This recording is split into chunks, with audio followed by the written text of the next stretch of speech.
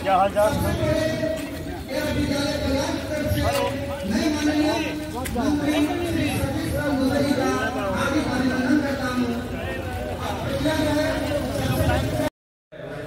उसका जीवन और एक कृति के साथ रह जाता है।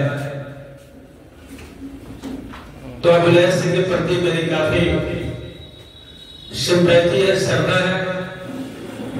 यहाँ उपस्थित तमाम हर क्षेत्र के किसान हो, पॉलिटिकल पार्टी हो,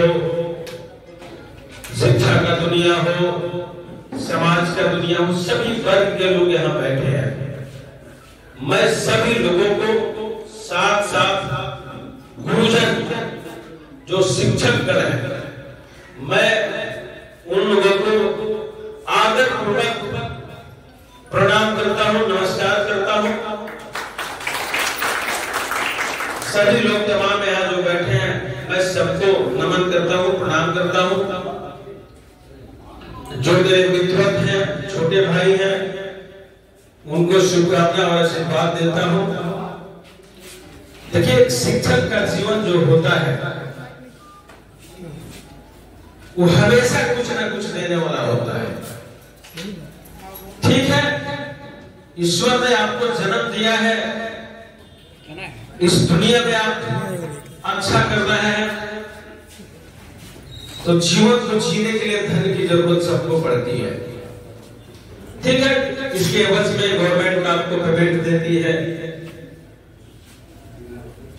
आप अपने आने वाली पीढ़ी का, अपने बाल बच्चा का भी जीवन यापन, साथ साथ अपना जीवन यापन के लिए पैसा माने रहता है। लेकिन उसके बावजूद भी कहने में कहीं शंका नहीं है कि आप समाज को एक दिशा देने का काम करते हैं। कभी समय था कि पेड़ के नीचे लोग बैठ के पढ़ा करते थे। ऋषि मुनियों ने जब शिक्षा शुरू किया तो पेड़ बरगद के नीचे बैठकर और शिक्षा देने का काम करते थे। उस समय का शिष्य और गुरु का एक जो भाव था, एक अजूबा था। समय परिवर्तनशील होता है, समय के साथ हर कुछ बदलते रहता है। आज से ज्यादा नहीं, 30 साल पहले सरकारी स्कूल का कंडीशन था, सब लोग चाहते थे अपने बच्चे को प्राइवेट स्कूल में नहीं भेज पाता था। हम लोग सरकारी स्कूल से ही पढ़े। तो स्कूल होता था, भवन अगर हो गया तो वहां बेंच डेस्क नहीं होता था। एक प्लास्टिक का झोरा होता था, उसी में हम लोग बोरा रखते थे, उसी में एक किताब रखे जाते थे। आज समय परिवर्तनशील हुआ, भवन भी उपलब्ध है, भवन के साथ साथ डेस्क बेंच भी उपलब्ध है। जब तक धरती रहेगा तब तक आवश्यकताएं की पूर्ति होती रहेगी, कमी रहते रहेगा। जनसंख्या रात दिन बढ़ रहा है, उसी के अनुपात से सब कुछ बढ़ना चाहिए। बीच में देखिए शिक्षक का काफी अभाव था। बीच में ऐसा विद्यालय था जहां विद्यालय के शिक्षक की संख्या 40 होनी चाहिए, वहां 10 ही थी। लेकिन फिर भी उसी में पठन पाठन होता था। आज प्रयास किया गया, सरकार के द्वारा प्रयास किया गया, तो आज शिक्षक की बहाली हुई और मानक के हिसाब से अब बहुत कम ही कमी रह गया है, जो फिर शिक्षक की बहाली होने जा रही है और उस बहाली में हम लोग पूर्ण करेंगे। बहुत सा विद्यालय विहीन था, भवन विहीन था। अभी शिक्षा विभाग में जो जागृति आई थी पाठ्यक्रम के द्वारा, तमाम स्कूलों में बेंच डेस्क विद्यालय का उत्थान के लिए थोड़ा सा जो काम करने वाला है उससे गलतियां हो ही जाती है। थोड़ी बहुत गलतियां तुमसे भी हुई थी, बहुत सा छुट्टी को रद्द कर देना, इससे हम लोग भी पीड़ा हुआ था। गर्मी के दिनों में गर्मी की छुट्टी करने के बावजूद भी 2 घंटा हाजिरी बनवाना और तापमान करना था कि आज छोड़ के कल हम अपना सूर्य भगवान कहते थे हम रुकेंगे ही नहीं। उस में बुला के बच्चे को पढ़ाना, किसी का तबियत खराब हो तो फिर शिक्षक करके परेशानी बढ़ती थी। तो कुछ त्रुटियां थी, लेकिन फिर भी बहुत कुछ सुधार उन्होंने किया था। जो नियुक्त रोज आने वाले शिक्षक थे उनको बहुत परेशानी नहीं होती थी। ऐसे भी खरगोट में विद्यालय था जहाँ शिक्षक कल अपने बदले में किसी को टीचर बना के रख दिए थे। उन लोगों को परेशानी हुई है तो होनी भी चाहिए वो परेशानी। उस परेशानी से समाज का कोई सिंपैथी नहीं है कि गवर्नमेंट आपको सैलरी देती है और आप अपने जगह पर किसी को भेज दीजिए, ये अनुचित था। उसमें काफी सुधार हुआ है। और जब बच्चे जन्म लेते हैं बहुत विश्वास के साथ माँ बाप अंगुली पकड़ के जब चलना शुरू करता है बच्चा, तो आंगनबाड़ी से शुरू होता है और अपर प्राइमरी में LG 1G से शुरू होता है और तब विश्वास के साथ आपके पास भेजा जाता है, गुरुजनों के पास भेजा जाता है कि आप उसके प्रति उसको बैठना सिखाएंगे, कामयाब करेंगे। लेकिन उतना ही भूमिका एक गार्जियन की भी होती है। गार्जियन की इसलिए होती है कि बच्चे तो 4 घंटा स्कूल में रहते हैं, 5 घंटा रहते हैं, उसके बाद कहाँ जाते हैं? फिर अपने घर में जाते हैं। आजकल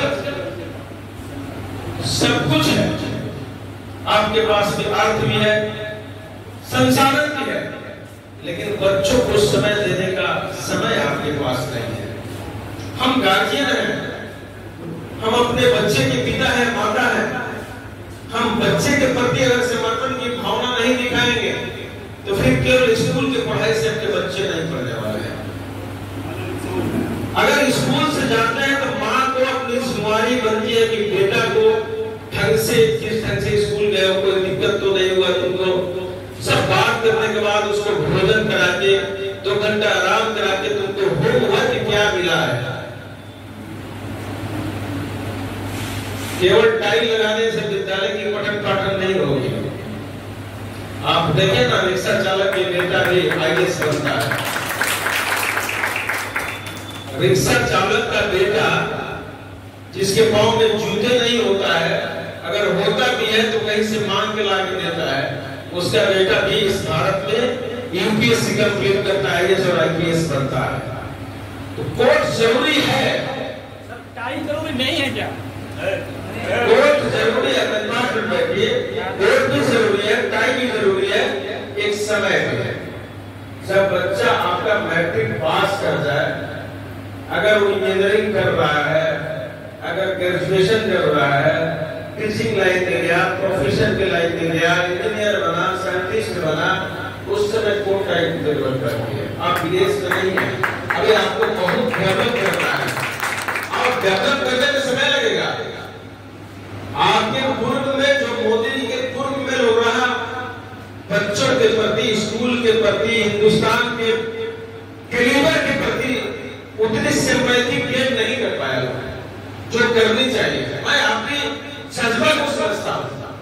आप 2047 की सोच रखते हैं और पूर्व की सरकार 1947 की सोच के साथ चला रही है, तो काफी गैप था। इस गैप को भरने में समय लगेगा। अभी जरूरत है हुनर का, अभी जरूरत है बच्चे के अंदर मेरिटोरियस बनाने का। और जब तक घर का गार्जियन का निगाहें बच्चे और बच्चों पे नहीं होगा, तब तक केवल एक स्कूल भेज देने से बहुत कुछ नहीं होने वाला है। इसलिए हमारे पूर्वज भी कहते हैं कि एक बेटा पढ़ा तो एक घर को चला सकता है, अगर एक बेटियां पढ़ी तो 7 नस्लें आपकी सुधर जाती है।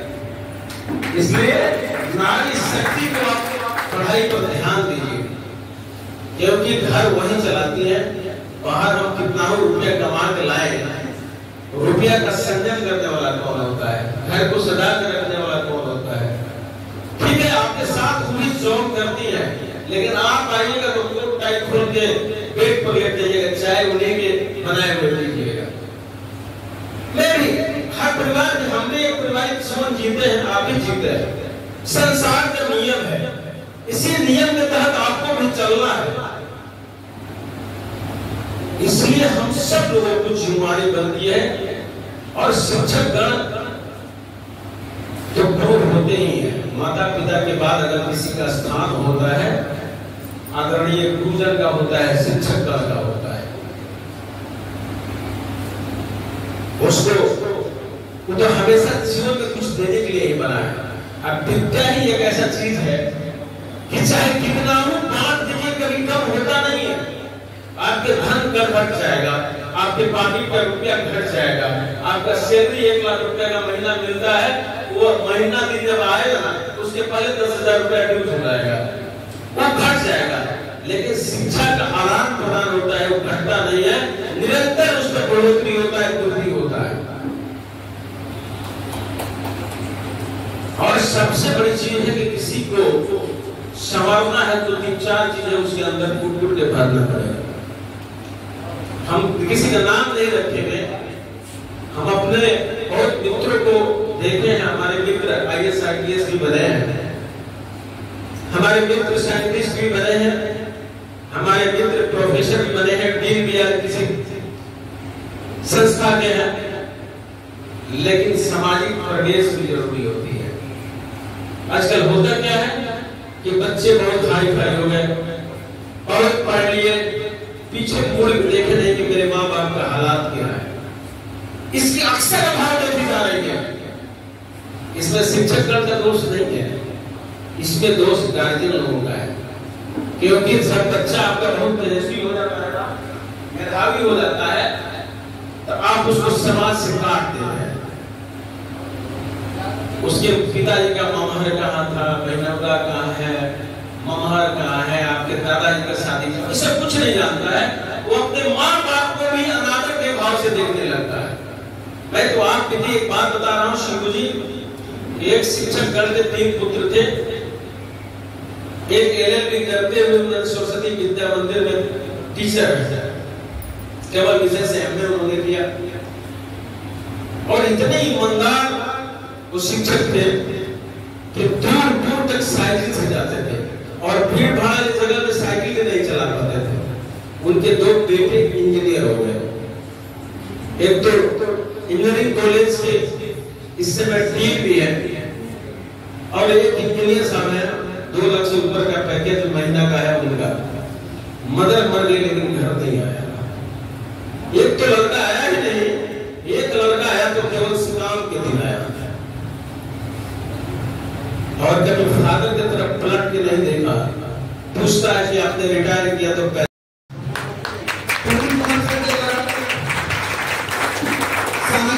किया गया और इसके लिए हमारे विद्यालय परिवार में काफी अच्छा माहौल है। हमारा विद्यालय परिवार हार्दिक अभिनंदन करता है। अब शिवेंद्र कुमार सिंह जी को सम्मानित करेंगे। हमारे स्कूल के किरानी जी, हमारे स्कूल के किरानी जी विनोद कुमार जी, इधर देखिएगा। और जो है अब सम्मानित करेंगे हरिप्रकाश पांडे जी, श्री रेणु देवी जी को, जो कि हमारे पीछे वाले लोग पीछे